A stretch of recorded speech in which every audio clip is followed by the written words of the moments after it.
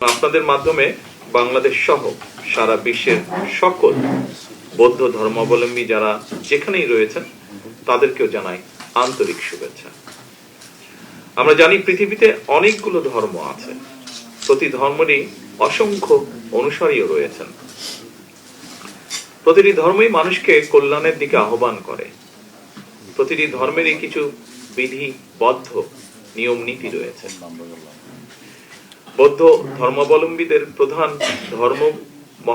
ধর্মগুরু মহামতি গৌতম বুদ্ধ তার অনুসারীদের জন্য পঞ্চশীল নীতি দিয়েছিলেন।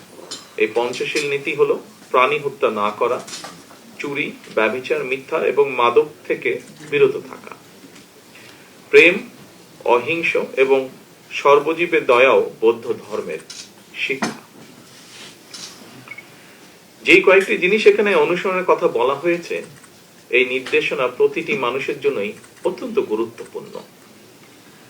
আমি মনে করি রাষ্ট্রীয় বিধিবিধানের পাশাপাশি প্রতিটি নাগরিক যিনি যার ধর্মীয় নির্দেশনাগুলো যথাযথভাবে অনুসরণ করলে আমরা সকলে মিলে একটি মানবিক রাষ্ট্র এবং সমাজ নির্মাণ করতে পারব।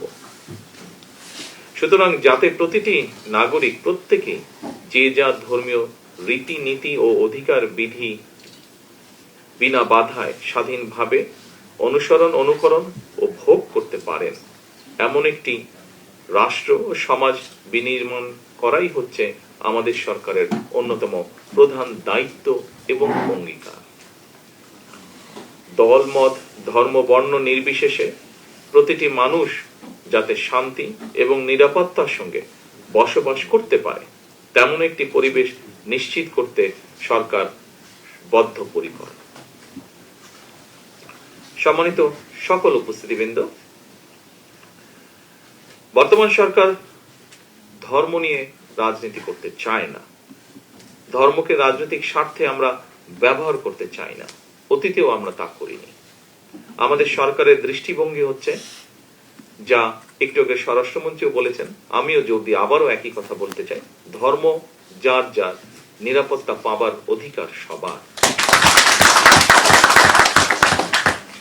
ধর্ম বর্ণ নির্বিশেষে বাঙালি অবাঙালি, বিশ্বাসী অবিশ্বাসী সবাই সকল ক্ষেত্রে সমানভাবে ভোগ করবে, অধিকার ভোগ করবে, এটাই বর্তমান সরকারের নীতি। ধর্ম বর্ণ নির্বিশেষে বিশ্বাসী অবিশ্বাসী প্রতিটি মানুষের জন্য একটি নিরাপদ বাংলাদেশ বিনির্মাণের আকাঙ্ক্ষা নিয়ে মুক্তিযোদ্ধারা বাংলাদেশের স্বাধীনতা অর্জন করেছিলেন। মুসলমান, বৌদ্ধ, হিন্দু, খ্রিস্টান সবাই মিলে লাখো প্রাণের বিনিময় এই দেশটা আমরা স্বাধীন করেছিলাম। মুক্তিযুদ্ধের সময় কে কোন ধর্মের অনুসারী, কে বিশ্বাসী কিংবা অবিশ্বাসী, এটি কারো জিজ্ঞাসা ছিল না। কিন্তু তাই এই স্বাধীন বাংলাদেশ আপনার, আমার, আমাদের সকলের। বর্তমান সরকারের একটি রাজনৈতিক দর্শন বাংলাদেশী জাতীয়তাবাদ। বাংলাদেশে এটি বারবার প্রমাণিত হয়েছে। একমাত্র বাংলাদেশী জাতীয়তাবাদের দর্শনই দেশের সকল বর্ণ, ধর্মীয় সম্প্রদায় ও নৃগোষ্ঠী নিবিড় সহ অবস্থান নিশ্চিত করতে পারে। সুতরাং আপনারা কেউ নিজেদেরকে কখনোই সংখ্যালঘু ভাববেন না। রাষ্ট্র আমার, আপনার, আমাদের সবার পরিচয়। আমরা প্রত্যেকটি নাগরিক, সকলে আমরা বাংলাদেশী। পরিশেষে বৌদ্ধ ধর্মাবলম্বী সকল ভাই বোনদের আবারও আজকের এই দিনে আমি জানাই আন্তরিক শুভেচ্ছা।